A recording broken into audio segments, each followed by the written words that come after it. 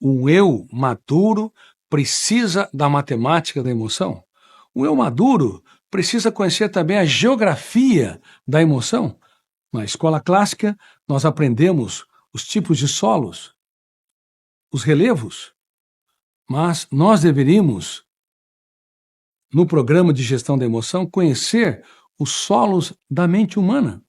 Vocês viram os vários tipos de pais: pais impulsivos, pais pessimistas, pais ansiosos, pais superprotetores. Se nós não conhecemos os solos que mais constroem, mais tecem a nossa geografia, como nós vamos reciclar esses solos para torná-los férteis? Portanto, o eu maduro conhece minimamente a geografia da emoção e também conhece o autodiálogo. Qual o seu diagnóstico quando você vê alguém falando sozinho? Muitos julgam, lá está um louco falando sozinhos. Claro que as pessoas que desenvolvem uma psicose, que rompe os parâmetros da realidade, seja uma psicose paranoica, ideias de perseguição, ou uma psicose que tem delírio de grandeza, onde o portador se acha um grande personagem, como Jesus Cristo, o presidente dos Estados Unidos e assim por diante. Todas as vezes que se rompe os parâmetros da realidade, nós vamos ter uma pessoa que fala com seus fantasmas, conversa sozinho continuamente. Mas você não deve condená-los, porque falam sozinhos também porque se sente abandonados, enquanto nós, que nos consideramos normais e ninguém é plenamente normal, não sabemos dialogar conosco, não sabemos conversar. Quem eu sou? O que sou? Quais são os meus sonhos? Será que eu estou enterrando os meus sonhos no tapete das minhas atividades? Tenho sido eu uma máquina de trabalhar, uma máquina de estudar, de incorporar informações, ou tenho investido em minha qualidade de vida? Sou um ser humano complexo e completo. Grande parte das pessoas vivem porque está viva.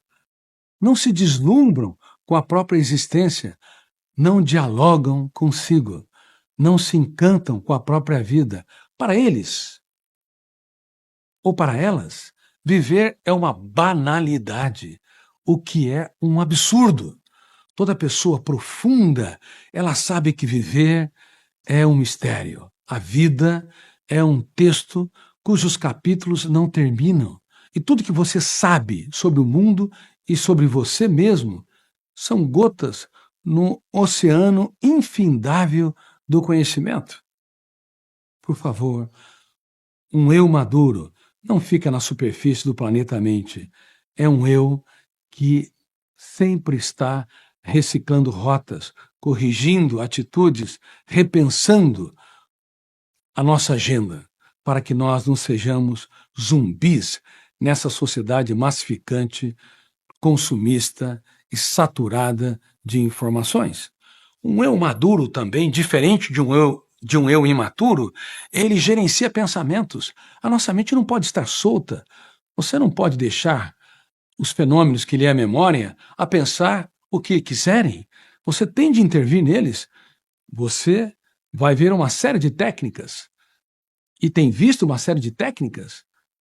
Essas técnicas devem estimular você a dirigir o veículo mental, porque se você deixa a sua mente solta e ela produz uma série de pensamentos asfixiantes, esses pensamentos não apenas te angustiará no momento em que eles foram confeccionados no palco da mente, porque o biógrafo do cérebro, o fenômeno RAM, vai registrá-los nos bastidores e eles continuarão te lesando ao longo de toda a sua vida. Por isso que no cérebro humano acumulamos lixos e mais lixos.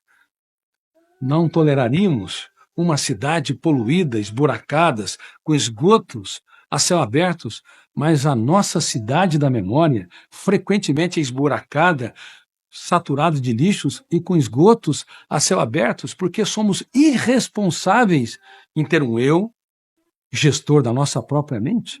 Não se esqueça. As ferramentas de gestão da emoção para pais brilhantes, para que eles tenham mais condições de formar filhos mentalmente livres e emocionalmente saudáveis, passam por eles terem consciência que educar é formar um eu que dirige o próprio script, um eu que pilota a aeronave mental, um eu que gere a própria emoção.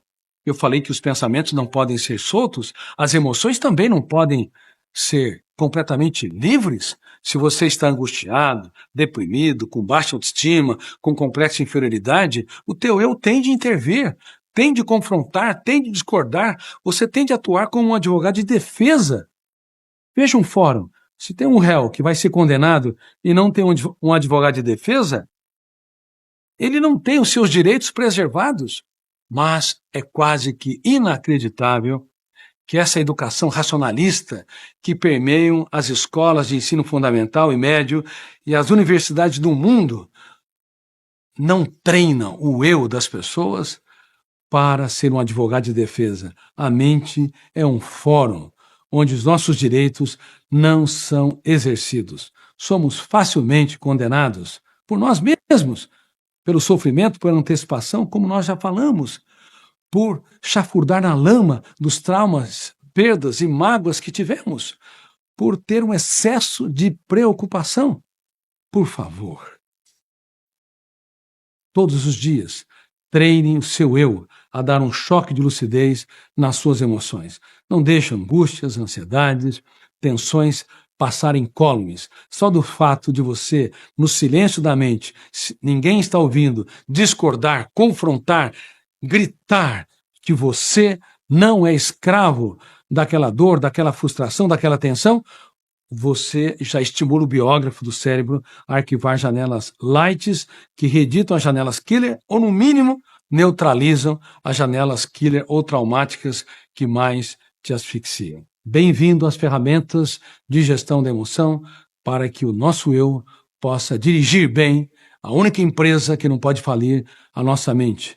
Dirigir adequada e inteligentemente o único veículo que se acidenta com facilidade e deveria evitar grande parte desses acidentes, o veículo da mente humana. Há diferenças importantes entre um eu maduro e um eu imaturo.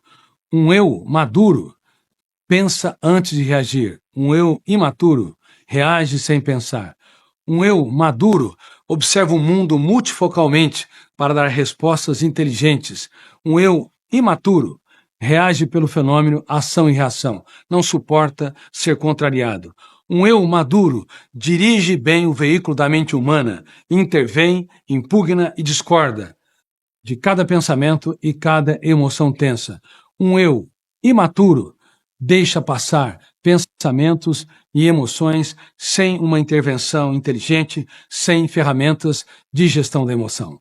Portanto, a sua responsabilidade é treinar o seu eu para que ele possa, ao longo da sua vida, cada vez mais ser maduro e líder de si mesmo e também treinar, educar, lapidar o eu dos seus filhos para que ele possa dirigir bem, com propriedade e inteligência, a sua própria mente.